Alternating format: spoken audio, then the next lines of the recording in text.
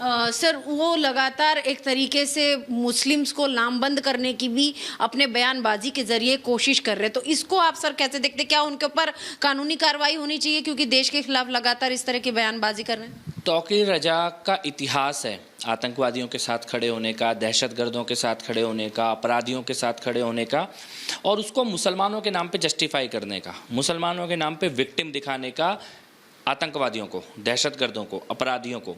तौकीर रजा दोबारा से ये कोशिश कर रहे हैं। मैं सिर्फ इतना कहना चाहता हूँ कि यूपी सरकार का डंडा तो चलेगा ही चलेगा, लेकिन तौकीर रजा को ये समझना चाहिए कि दोबारा अगर सड़कें बंद हुई तो इस देश का आम नागरिक, कानून का पालन करने वाला नागरिक इस बार प्रतिकार करेगा।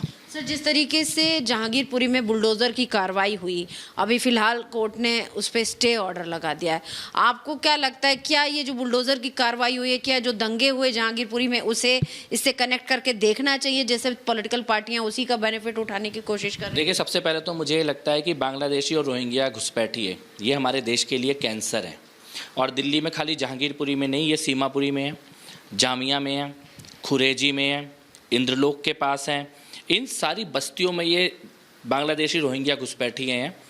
ये एक तरह से दिल्ली का पॉल्यूशन है। दिल्ली को पॉल्यूशन फ्री करना ही होगा।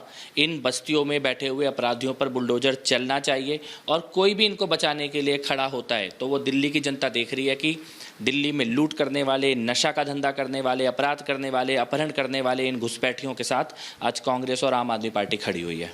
सर जिस तरीके से अलवर राजस्थान में वहाँ पर एक मंदिर के ऊपर बुलडोज़र चलाया गया, शिवलिंग भी तोड़े गए, तो आपको लगता है कि उस पर भी कांग्रेस को कुछ करना चाहिए, या जानबूझ के ये उन्होंने एक कार्रवाई की है हिंदुओं की जो आस्था है उसको आहत करने के लिए? पहली बार नहीं चला राजस्थान में मंदिरों पे बुलडोजर, अभी बालाजी मंदिर पे भी चला। भगवान राम, लक्ष्मण और सीता मैया की जो मूर्ति द्वार पे लगी हुई थी उसको बुलडोजर से गिराया गया बिना मूर्ति हटाए। लेकिन इस देश में ना दो तरह के बुलडोजर हो गए हैं। एक बुलडोजर जो अपराधियों पे चलता है उसको माना जाता है कम्युनल बुलडोजर, एक बुलडोजर जो हिंदुओं के मंदिर पे चलता है उसको माना जाता है सेकुलर बुलडोजर।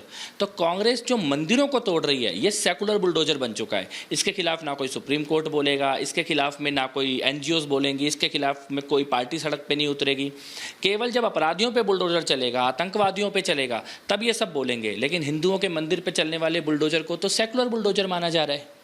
सर आपने जैसे बोला कि जो राजस्थान में जो बुलडोज़र चला सेकुलर बुलडोज़र है, सरकार ने उसको अतिक्रमण से जोड़ते हुए उसको ढहाया है, तो ऐसे में आप कुछ इस पे कुछ करेंगे क्या, कोई मुहिम उठाएंगे?